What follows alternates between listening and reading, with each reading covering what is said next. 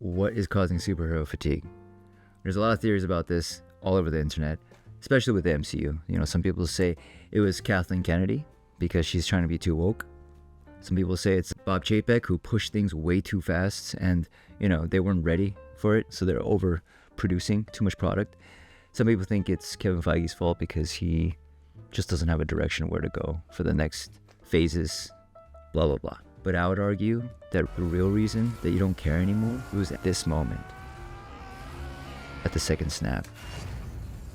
And the reason that is because the Marvel Universe reversed death. So think about it. That last moment before Infinity War, when we watched, Thanos do the snap and we watched half of our heroes fade away into dust, that moment was heart-wrenching. It really messed with people. People were traumatized. People were crying. They weren't ready to cry.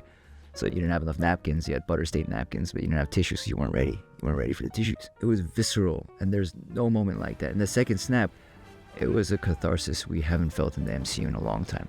But after that point, once death is removed from the universe, you just don't care anymore. Because death is what gives meaning to life. And when you remove that at stake, you just don't feel anything anymore. Because it can be undone, especially with the multiverse when you could swap people in and out. You're just sort of like, well, what's the point anymore? And honestly, the people at Marvel, they should have known better. Because in the 90s, there was this huge boom and bust period where the comic book industry was almost wiped away. Marvel filed for bankruptcy. It was all kinds of shenanigans. But one of the worst shenanigans, I would say, was in 1992 when they did the Death of Superman storyline. Because when Superman died at the hands of Doomsday and he's falling to the ground, it shocked everyone. It made front page news all over the world. People that hadn't even thought about Superman in decades suddenly missed Superman so much, and that they went and bought comics for the first time in years because they took him for granted. Because he could never die, But when he did die, then they realized the significance and power that the character had. Of course, this made so much money that they decided to bring him back, except with the mullet. And when they brought Superman back with the mullet, they also sold way more comics again, millions and millions of copies of comics. So the industry thought, hey, let's keep doing this. Let's try it again, right? And they did. You see, before the death of Superman, there was a bunch of characters, classic characters, that died in the storylines, but when they died, they stayed dead because their deaths added so much significance to the heroes' lives. So Bucky Barnes informed who Captain America was. Gwen Stacy's death changed the nature of how Spider-Man, saw what he did. But after 92 and the return of Superman made so much money, they decided let's even bring those people back that were permanently dead. And there was no honor in it. And so now today, most United States superhero comic books are read by middle-aged men like me. Most young people today, they read manga.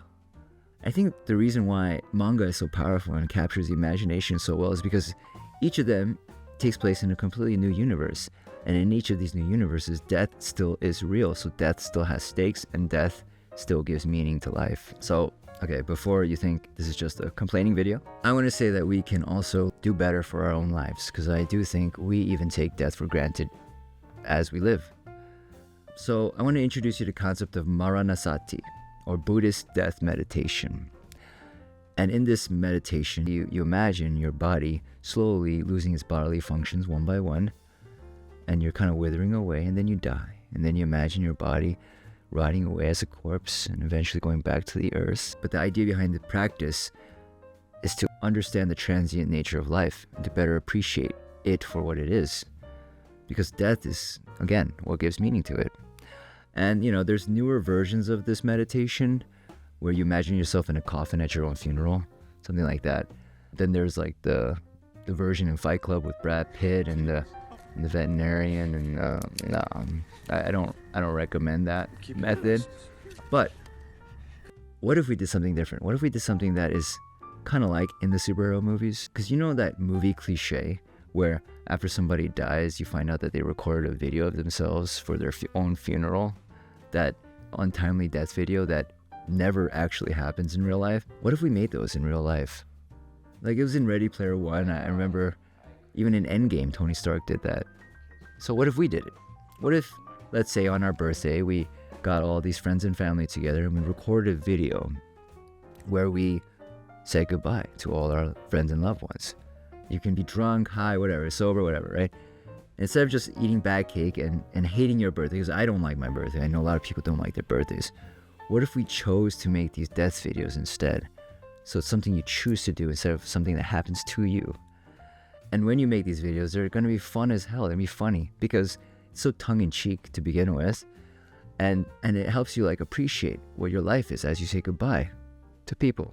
Just hypothetically. But of course, if you're so unlucky and you accidentally die for some reason, now you have this collection of videos, these beautiful, precious videos that will give closure to a bunch of friends and loved ones that would have never gotten closure otherwise. I'll do it right now, okay? Hey, if you're watching this, I'm not here anymore, and I'm sorry, especially if I did something stupid. Sorry about that. Didn't mean to do it, but I do want you to know that there's a very good chance that I went okay, because for a while now I started to believe that when you hear about people coming back from the dead, you hear that they were surrounded by a white light and they felt love everywhere and it was embodied. The reason that happens is maybe at that last moment before you die, there's like an endogenous DMT release in your brain. You have this psychedelic kind of experience where space-time begins to merge, and therefore every act of kindness that's ever been done to you ever, it all starts happening to you all at once.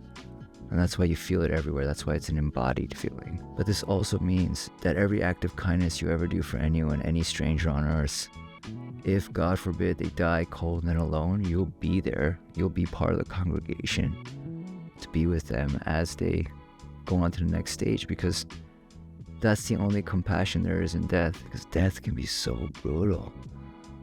That's why we have to be kind to each other, not because it's a nice thing to do, but because that's the only thing we can do to help each other.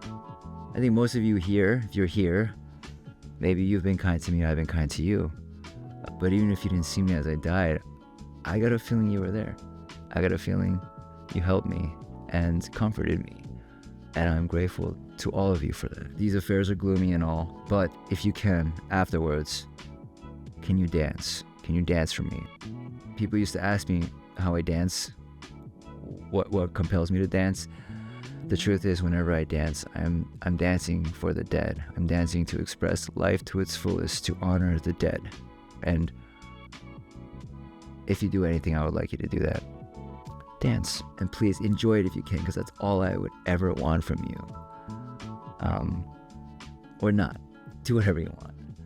Just know that I love you all. 3,000.